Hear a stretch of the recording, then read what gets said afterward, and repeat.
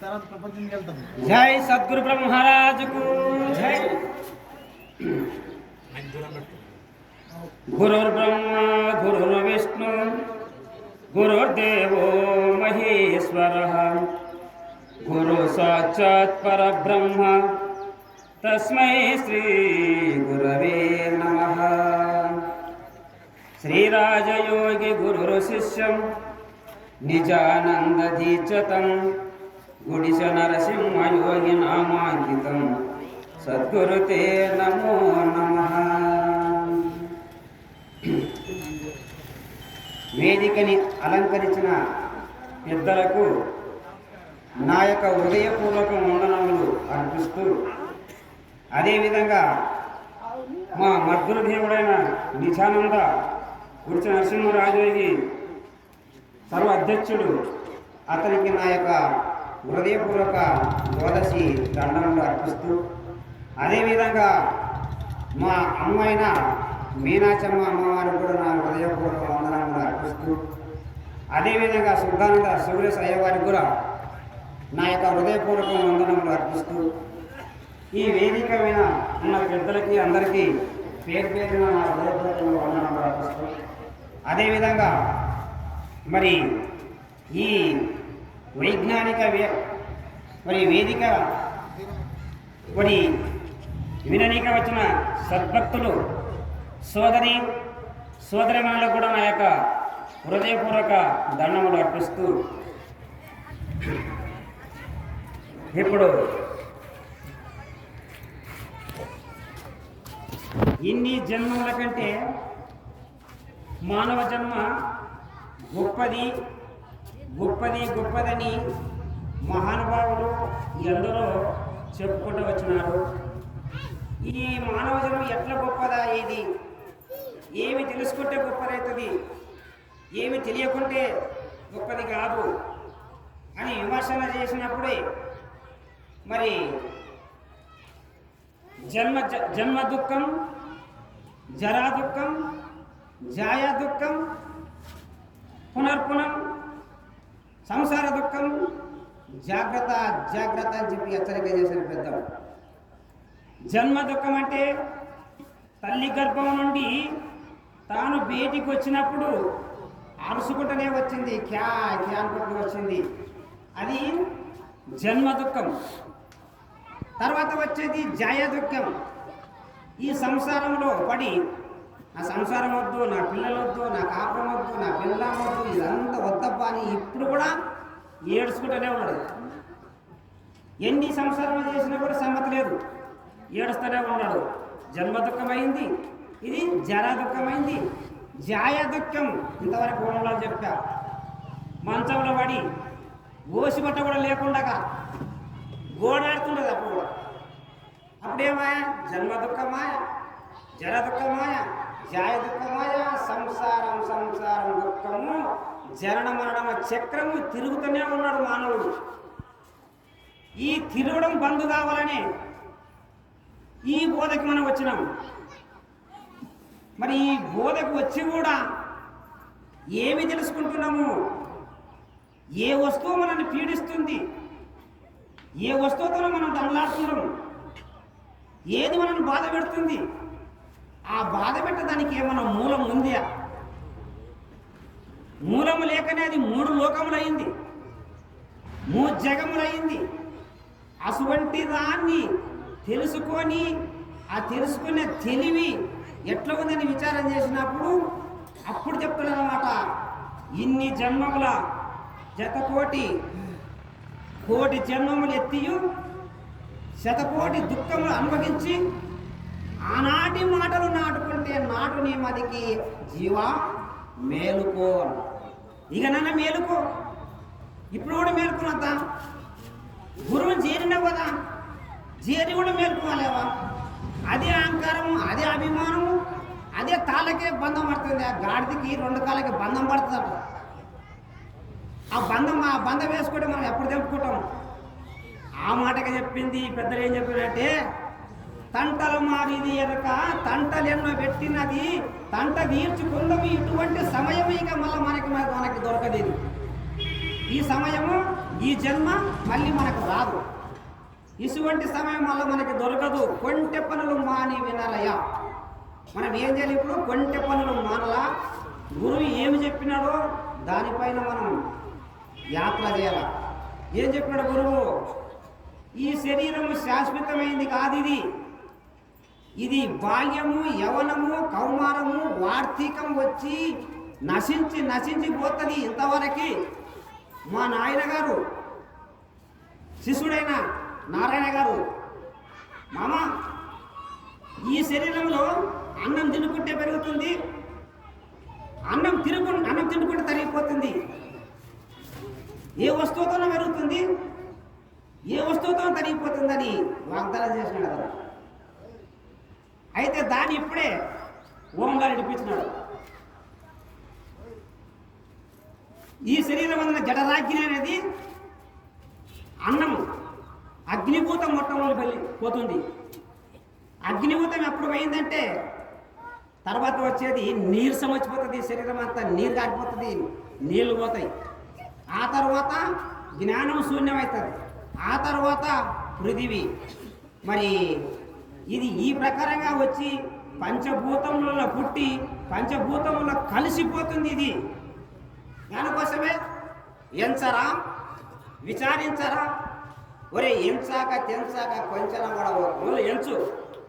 ఎట్లుంటివి, ఎక్కడి నుండి వస్తేవి, నిన్నెవరు పంపించిరి, మరి ఆడికి పోతావు. ఏది బ్రహ్మము ఎరిగితే మోక్షం.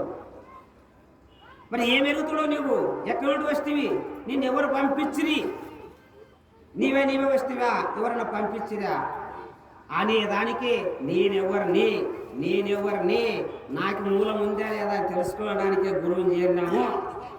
గురువు చేరి గురువు ఏ ప్రకారంగా చెప్తాడో ఆ ప్రకారంగా మనం విని ఆ ప్రకారంగా నడుచుకుంటే మన జన్మం ధన్యమవుతుంది. లేకపోతే మళ్ళీ పునరపు జన్మం, పునరపు మరణం. మన పుట్టేది, మన సచ్చేది.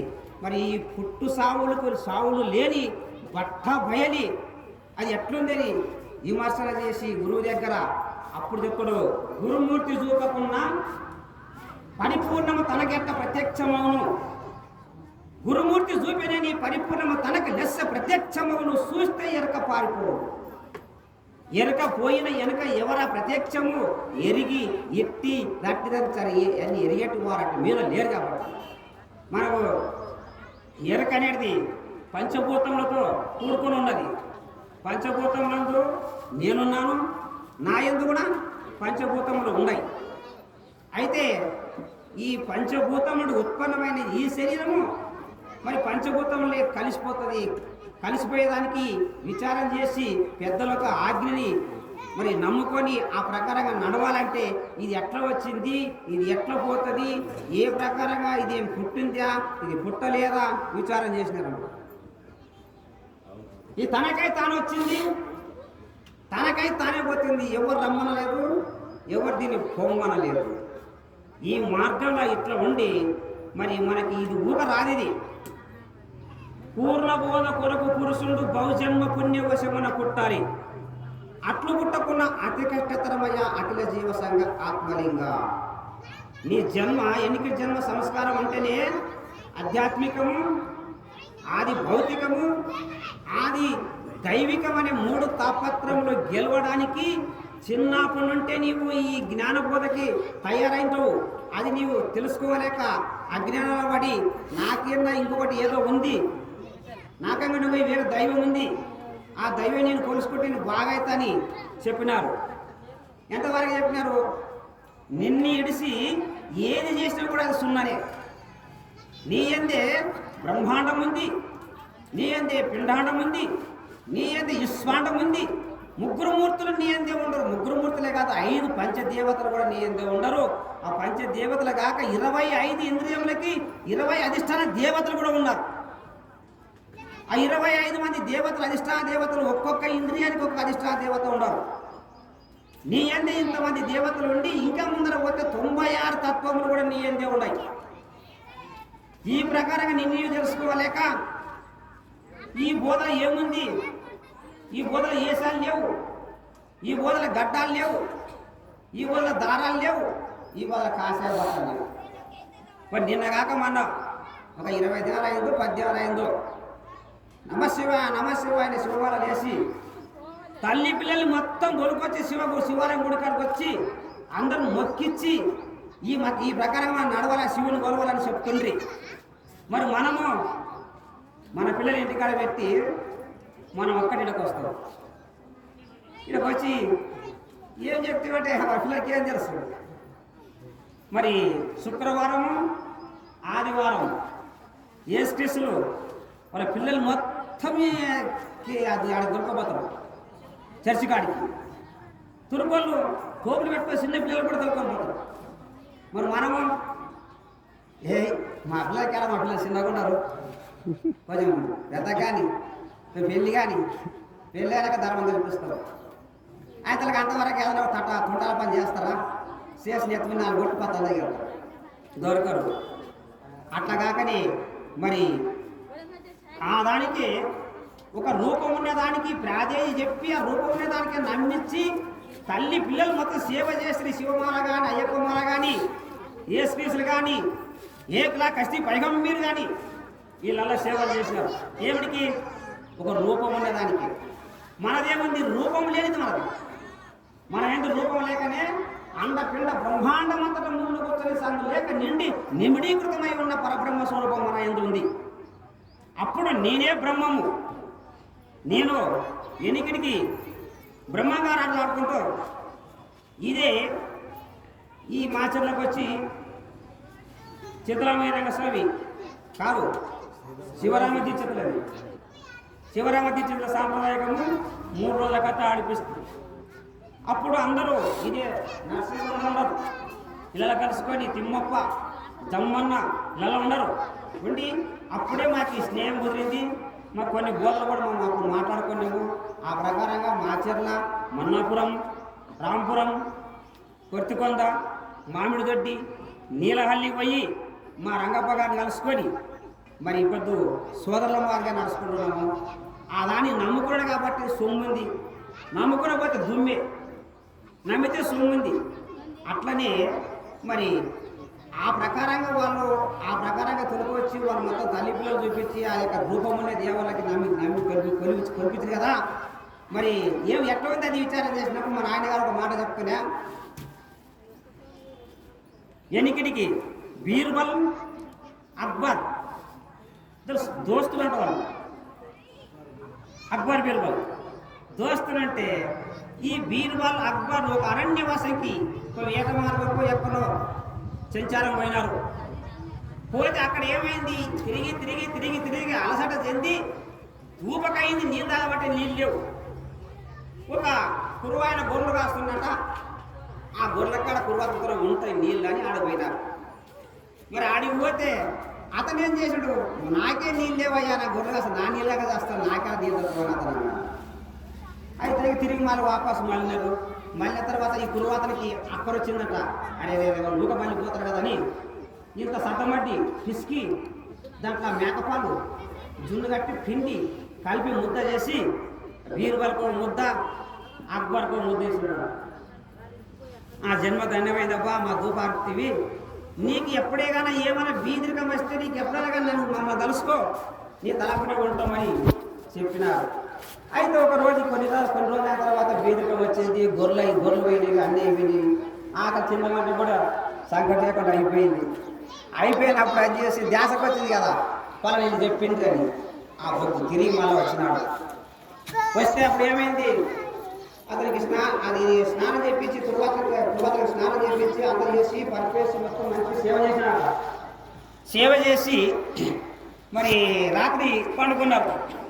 పండుకున్న తర్వాత ఏమైంది? ఆ తురుకతను కదా అక్బర్ 4 గంటలు వేసి అల్లో అని నమాజ్ చదువుతున్నాడు. వంగంగి లేస్తున్నాడు. పూర్వాతలు ఏం చేశారు? ఈ అమ్మాయి మా రాజుకేమో జట్క రోగం వచ్చిందిరా, ఇది ఏమి కింది పడి అమ్మవానికి వంగి లేసు చచ్చిపోతాడు బతకడు అని ఊర్ల మందాన్ని పిలుస్తున్నాడు. మా రాజు జట్క రోగం వచ్చింది, రాండి. ఎవరు వస్తారు? దినం నమాజ్ చేసింది దొరికింది, ఎవరు రాలేరు. అబ్బా ఎత్తంగా చచ్చిపోతాను పోయి చెప్పి గట్టి కుదికబడినాడు. కుదికబడితే ఏమైంది?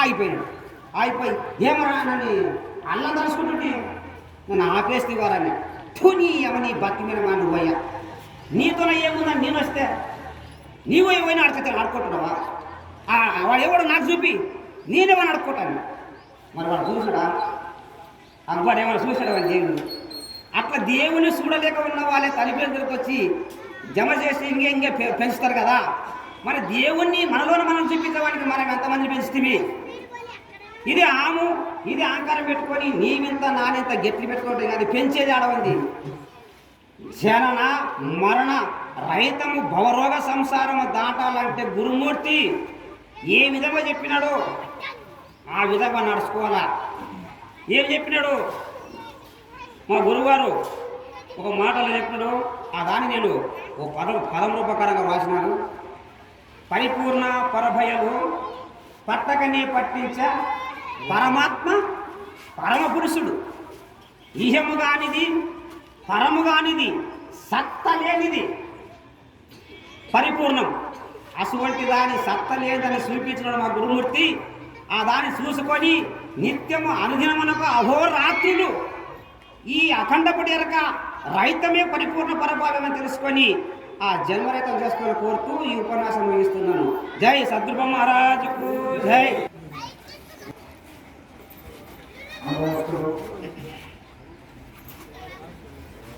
ఈ అఖిల పరిపూర్ణ ప్రజల గురించి జనవాడు జ్ఞానం ఎలా చేసుకోవాలి, మానవ జన్మ ఎందుకు గొప్పది, మానవ జన్మ దుర్లభమని చెప్తున్నాడు. మరి పంచభూతాల గురించి కూడా చెప్తున్నాడు. అలా రూపం ఉండేదాన్ని రాళ్ళని దప్పల్ని చెట్టుకి తీసిన వాళ్ళని మన శివభక్తుల గురించి కూడా చెప్తున్నారు. తర్వాత మన ఈ సూచిస్తున్న వారి గురించి చెప్తున్నారు. అంతరంగ సూత్రాలను హిందూ రాష్ట్రాల గురించి చెప్తున్నారు. ముస్లిం సంప్రదాయం గురించి చెప్తున్నారు.